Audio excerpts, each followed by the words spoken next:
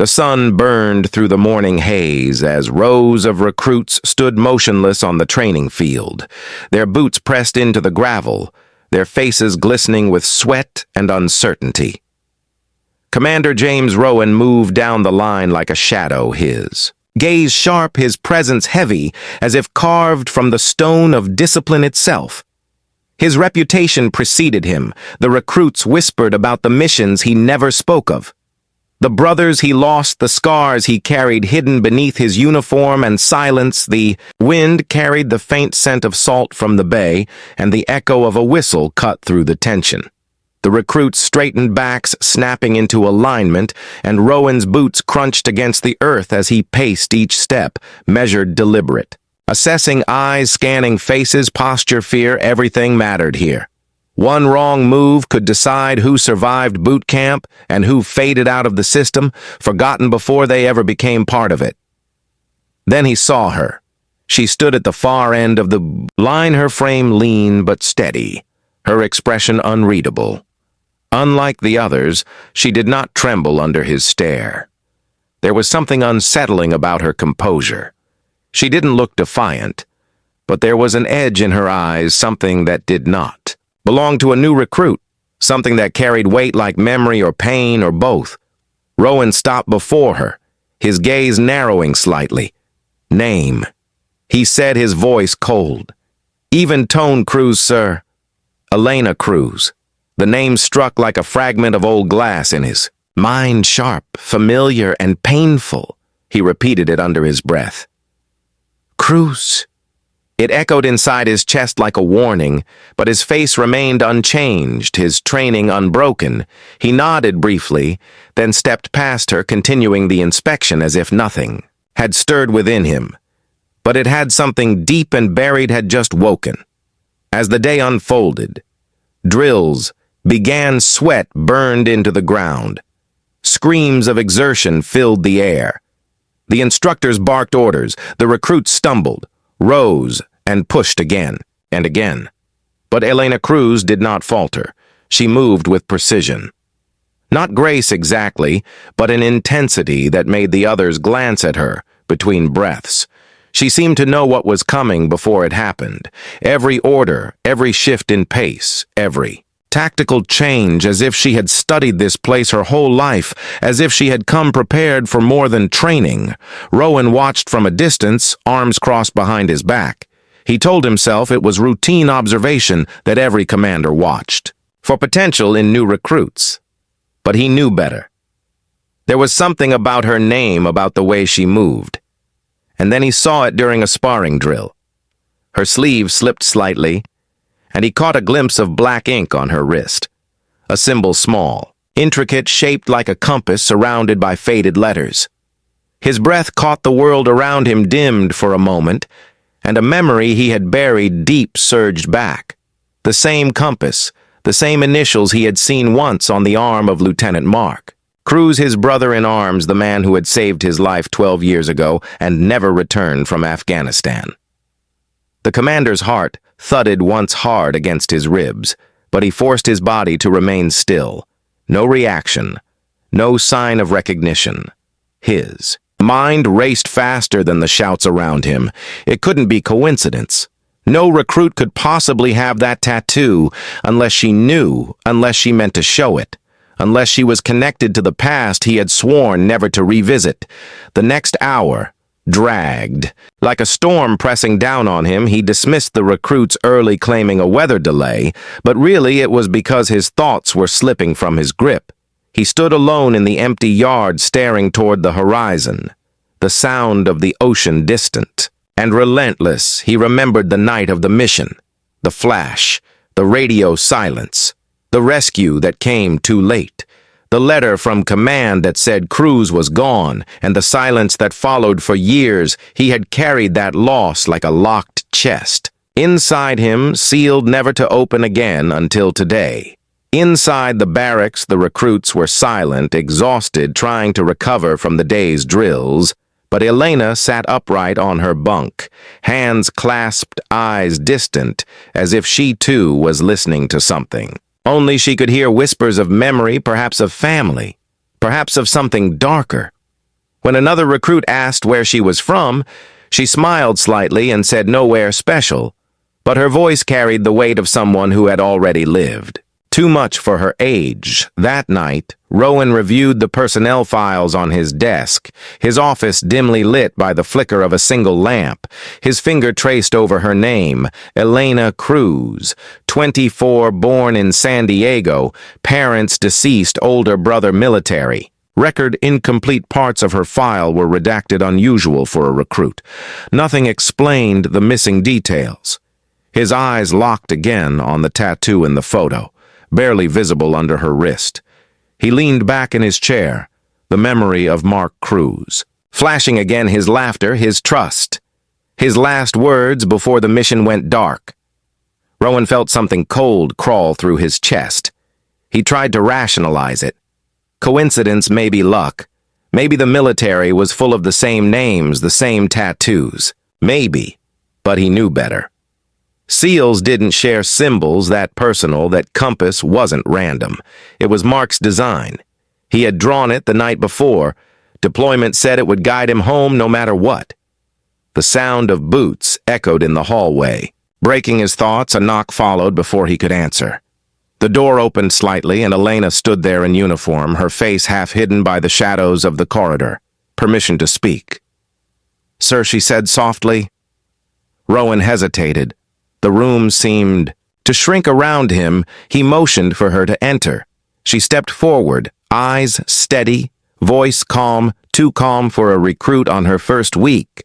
"I just wanted to thank you, sir, for today, for the opportunity to train under your command," she said, and for a moment, he caught a flicker in her expression, something like grief buried beneath discipline. She turned to leave, then paused, glancing down at her wrist as if aware of what he had seen earlier. Rowan opened his mouth to speak, but nothing came the question. Burned inside him, waiting, clawing at his throat. But before he could ask anything, she looked up and said quietly, "You probably don't remember me, sir." The words hung in the air like a live wire. His body stiffened, but before he could react, she saluted and stepped out into the corridor, her footsteps fading into silence, leaving him alone with 1,000 ghosts whispering in the dark. He stared at the closed door, heart pounding, mind racing as the memory of the compass tattoo burned itself behind. His eyes, he whispered to the empty room, "Who is she?" And the night answered with silence and the sound of waves breaking against the distant shore, as if something was about to rise from the depths of the past that refused to stay buried. The dawn broke, cold and gray over the base, the fog rolling off the bay like smoke from a sleeping fire. The recruits assembled before sunrise, their uniforms damp, their eyes hollow but sharp. Rowan stood before them, his presence like steel, every word cutting through. The haze today was the endurance march, 10 miles of mud and sweat and silence, meant to strip them bare and rebuild them into soldiers, meant to expose weakness and reveal will. Elena Cruz stood near the center, her gaze forward, her breathing steady. As if she had been waiting for this day for years, Rowan watched her without looking like he was watching. He told himself it was habit, not curiosity, not the gnawing question that had taken hold of him since last night. Her voice still echoed in his mind. "You probably don't remember me, sir." He didn't, but he wanted to, he needed to, and the more he tried to push it down, the more it clawed its way up. The whistle shrieked, and the recruits began running boots, crashing through puddles, mud, splattering across their legs, the sound of discipline and exhaustion blending into one rhythm. Rowan followed on the ATV alongside the field instructors, barking corrections, counting laps, reminding them that pain was a teacher and that fear was a privilege only the weak could afford. Elena moved like a shadow. Her pace measured her breathing.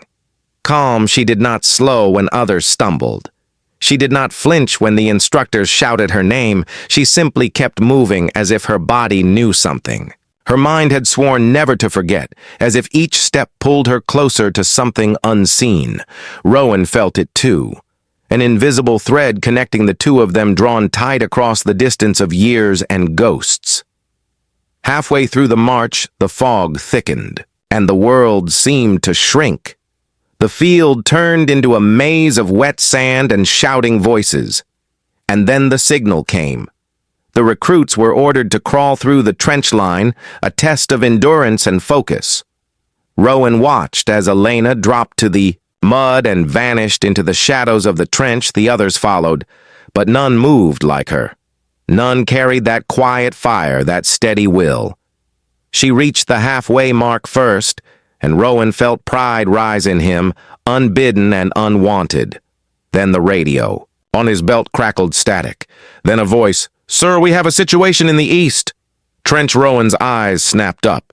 He swung the ATV around and drove toward the trench line, mud flying in every direction as the instructors scrambled to follow the fog. Parted briefly, and he saw movement, a flash of color, and then silence. The trench was deep and narrow, and for a moment, the world seemed to hold its breath. When he reached the site, two recruits were standing frozen, staring down into the trench. One was shaking his head, the other pointing but unable to speak. Rowan dropped into the mud and peered down, and there she was, Elena, lying still, half buried in muck. Her uniform torn, her arm outstretched, as if she had been reaching for something. He jumped, down without thinking. Ignoring the shouts behind him, his boots sank into the wet earth. He knelt beside her and brushed the mud from her face. Her eyes were closed, her pulse faint, but there her wrist caught the faint glimmer of the tattoo, the compass half covered in grime and yet burning in his vision. "Get medics!" he ordered, his voice low but fierce. The recruit scrambled as he lifted her slightly, her head resting against his arm, and in that moment, he felt it. Again, that impossible familiarity. The same weight, the same look, the same scar beneath the right eyebrow, just like Mark. She stirred, eyes fluttering open, confusion flickering in her gaze. She looked at him not as a commander but as someone else, as if she had seen him before, somewhere he didn't remember. She whispered something barely audible, her lips forming a name that sent cold through his blood. She said, Mark. Rowan froze.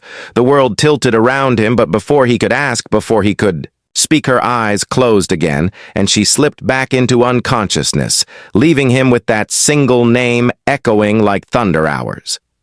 Later, the medics confirmed she was stable, minor injury from a fall, exhaustion, dehydration, nothing life-threatening. Rowan listened, but didn't hear any of it. All he could think of was the way she had said the name, the way she had looked at him like she knew his past better than he did. That evening he sat alone in his office, the folder still on his desk, her file still half redacted. He opened it again, flipping through every page, every number, every word, then stopped at a sealed section marked confidential, and for the first time he used his clearance to override it. The screen flickered and lines of text appeared. Military-dependent file, updated classified linkage. Lieutenant Mark Cruz status, KIA family sister Elena Cruz. He read the words again and again until they blurred. Mark had a sister, and the sister was here in his unit she had joined, under his command, and no one told him. But why? Why now? Why her? Why him? He remembered the last conversation with Mark before the mission. Mark had talked about his sister, said she was just a kid, then stubborn, brave, too much heart for her own good. He had laughed. Said if anything ever happened, he hoped she'd never follow his path. Rowan had promised to look out for her if she ever did, but she had vanished from his life after Mark's death until now. A knock at the door snapped him from the memory. He looked up, expecting another officer, but it was her, Elena, standing there, uniform, clean bandaged wrist, visible under the cuff, her face pale but steady. "Sir," she said quietly, "permission to rejoin training." Rowan hesitated, then nodded. She stepped closer, eyes fixed on him. "Thank you for what you did today, sir." "I didn't mean to cause trouble," she said, but her tone was different, heavier, layered with something unsaid. Rowan searched her eyes for truth, for explanation, for any sign that this was coincidence, but all he found was the reflection of his own uncertainty. "You knew, Mark," he said softly. Not a question, but a statement. Her lips parted slightly, and for a second she looked like she might answer, but then her eyes shifted. To the window beyond him, the sunset bleeding into the sea. She whispered almost too quietly for him to hear. "I thought I did, sir. But the things I learned after he was gone changed everything." He leaned forward. What things, he asked, but before she could reply. The base alarm blared, sharp, urgent, cutting through the air. Both turned toward the sound, red lights flashing down the corridor, voices rising, orders echoing across the field. A training accident. The radio barked possible breach at the perimeter. Unknown. Contact. Rowan rose instantly, his instincts taking over, but his mind still tangled in the mystery of her words. He looked back once she was already reaching for her gear, ready to move without hesitation, her eyes catching his for a moment. Something in her expression told him she knew more than she had said, and that whatever was coming next was tied to both their pasts. And as the alarms screamed into the night, the commander realized this was only the beginning, and that the truth waiting ahead might not only destroy the memory of Mark Cruz, but everything Rowan thought he knew about the dead and the living. The night split open with the sound of alarms, red lights flashing across the compound, the air thick with urgency, and confusion. Recruits poured out of the barracks, half-dressed boots slamming against the concrete, voices colliding, orders shouted over sirens. Rowan was already moving before the call finished echoing through the loudspeakers, his instincts sharp, his training alive, his mind racing with a storm that had nothing to do with drills. The base perimeter was supposed to be secure. No breach had been recorded in years yet. Now the sensors along the eastern fence had triggered multiple alerts. Movement in restricted zones, power fluctuations, static interference. Something was wrong, and it felt deliberate. Rowan's gut told him this was no accident. This was precision, someone testing them from inside or someone sending a message. He reached the command. The screens flickering between surveillance feeds, fog obscuring most of the view, shadows shifting like ghosts beyond the fence line. He leaned over the monitor, barking for a perimeter scan, and the report came through blurred images, shapes, moving too fast for clear identification.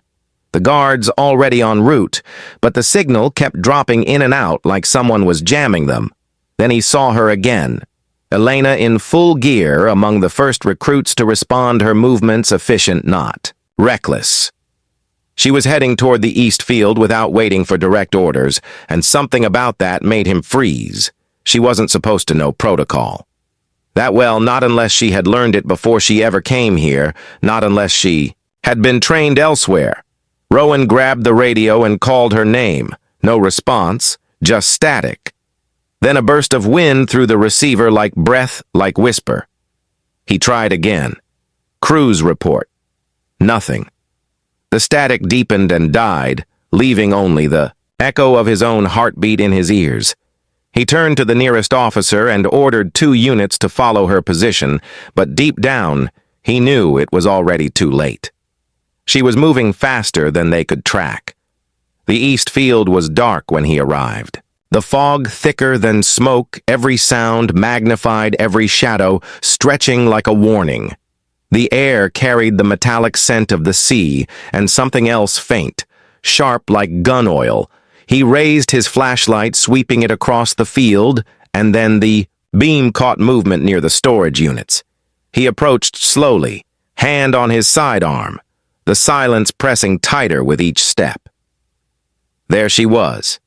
Elena crouched near a control box, her hands moving quickly over the panel. He called out her name again, and she froze, her body rigid, her head turning slowly toward him, her face illuminated by the light sweat glistening across her brow. Her eyes wide, not with fear but something else, guilt, maybe resolve, maybe both. "Step away from the console, Cruz," he said, his voice steady, though every muscle in his body was ready for a fight. "What are you doing out here?" She stood slowly, Her hands still raised, the faint hum of the generator behind her, the wind tugging at her hair. "Sir," she said, "I heard something. Out here I came to check it out," but her tone was too measured, too careful. Rowan moved closer, his light, catching the edge of the console wire's exposed circuits flickering. She had tampered with it, maybe to restore the power, maybe to cut it. He couldn't.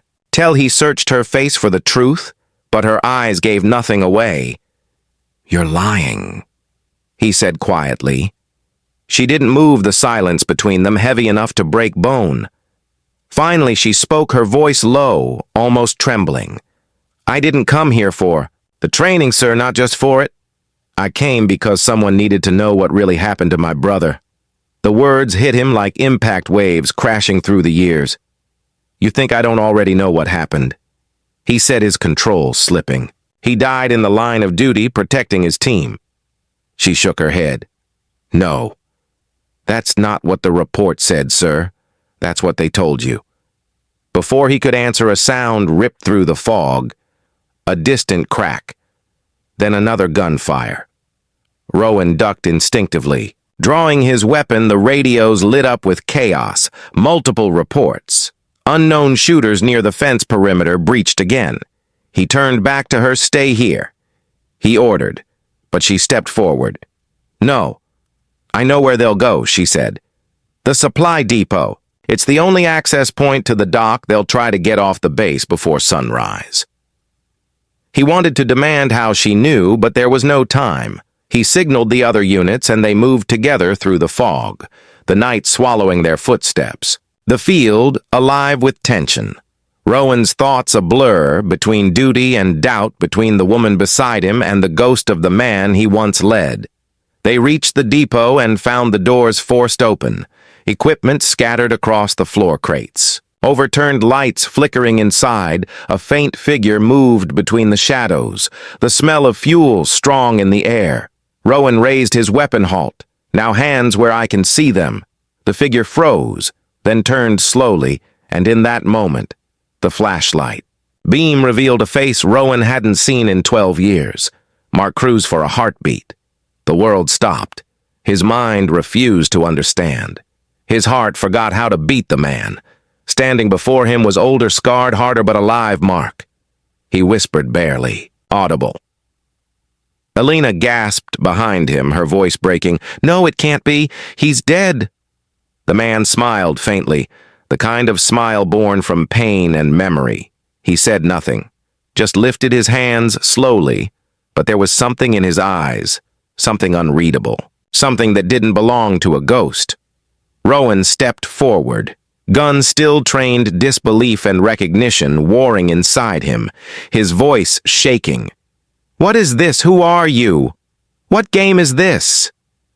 The man's gaze flickered toward Elena, then back to Rowan. He said 3 words that shattered everything you were never told. Before Rowan could speak, a deafening explosion tore through the far wall firelight and smoke consuming the room. The ground shuddered as alarms screamed again, the shock wave throwing them to the floor. His ears ringing. His vision blurred. He saw shapes moving in the chaos. Elena shouting his name, reaching through the smoke, then darkness swallowing everything. When his sight cleared, the depot was half-collapsed flames licking at the debris, and she was gone. No sign of Elena, no sign of Mark. Only the echo of those 3 words burned into his mind, "You were never told." He stumbled to his feet, coughing through the smoke, shouting her name. Cruz, no answer. He grabbed the radio. Static again, only static. He turned toward the open dock, the wind howling over the black water. Something moving out there, maybe a boat, maybe ghosts. He couldn't tell. He stared into the darkness, and for the first time since that mission 12 years ago, he felt fear real and human, because if Mark Cruz was alive, then everything he thought he knew was a lie, and the woman he had been training might not be who she claimed to be at all. And as the fire burned behind him, the night seemed to whisper his Question back in the wind over and over, like an echo from the sea, who is she? The smoke curled into the dawn sky, black against the pale horizon, the flames dying into embers as the medics swarmed over the wreckage, voices shouting names, counting heads, searching for survivors. Commander Rowan stood at the edge of the dock, mud and ash staining his uniform. His mind blank, except for the echo of those words. You were never told they rang through his skull like the heartbeat of something he could not kill. He had seen Mark Cruz with his own eyes. He had seen Elena disappear into the fire, and yet none of it made sense. Not the breach, not the explosion, not the timing. The radio crackled with updates, negative on visual, of Recruit Cruz repeat. No sign of Recruit Cruz. Possible abduction. Possible. Desertion. Rowan clenched his fists. Every instinct told him she was alive somewhere close, and that whoever had orchestrated this knew exactly what they were doing. He walked through the wreckage, his boots crunching over shattered glass and metal. The smell of fuel still thick, the wind whipping against his face. He found the control panel she had been working on earlier. Wires burned, circuits fused, but in the corner, half melted by heat, was a drive small enough to miss. He picked it up, wrapped it in cloth, slipped it into his pocket, and walked back toward the command post without a word. Hours later in the debrief room, the air was thick with questions the higher officers wanted answers. How did the breach happen? Who was responsible? Why was one recruit missing? Rowan gave nothing but facts. Breach at Aero 200 hours unknown.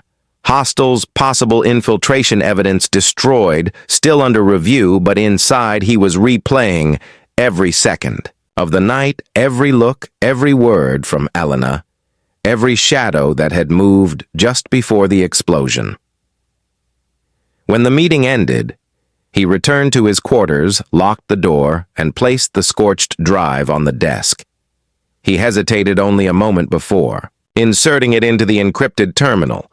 The screen flickered to lifelines of code scrolled, then a folder appeared labeled Operation Lazarus. The name hit him like ice. He knew it. He had seen it once buried in classified mission archives after Afghanistan. The one connected to Mark Cruz's last deployment. He opened the file, and the screen filled with photos, reports, signatures, Mark Rowan and two other men in combat gear, smiling before a mission that none of them were supposed to survive. Then another document followed, casualty report. Falsified death notice attached to secret transfer. Classified subject relocation witness protection. Rowan's chest tightened. He scrolled faster until a video thumbnail appeared labeled Testimony. 01, he clicked, and the screen shifted static. Then a face appeared, Mark Cruz, eyes hollow, voice steady. He spoke into the camera. If you're watching this, it means they lied to you, all of them. Lazarus wasn't about recovery, it was about replacement. We were never supposed to come back. They made us disappear, changed our names, our files, our lives to cover what they did. Rowan leaned closer, every nerve burning. Mark continued. They told me my sister would be safe if I stayed dead, but she found out. She started digging. They sent her after you, because you were the only one left who could open the files. She doesn't even know the whole truth yet. She thinks she's here to honor me, but they used her to finish what they started. Find her. Before they do find her, before they erase us both. The video ended, and Rowan sat frozen, staring at the empty screen. The hum of the terminal loud in the silence, his thoughts unraveling. Mark alive, forced into hiding his death. Faked Elena sent here. Not by chance, but by design. Every piece falling into place with terrifying precision. He realized he had been part of it without even knowing. He rose from the chair and stormed toward the comm room. But the lights flickered, then died. The entire base went dark. Emergency lights glowing red down the corridor. Shouts rising from outside. Power cut again. Backup systems offline. Someone was inside the network, overriding controls. He drew his weapon and moved toward the noise, his footsteps silent. Against the metal floor, as he reached the stairwell, he heard a voice echo from below. Calm, cold, familiar. Commander, we need to talk. It was Elena. her silhouette emerging from the shadows, rifle slung over her shoulder, eyes gleaming under the red light. She looked different, harder, older.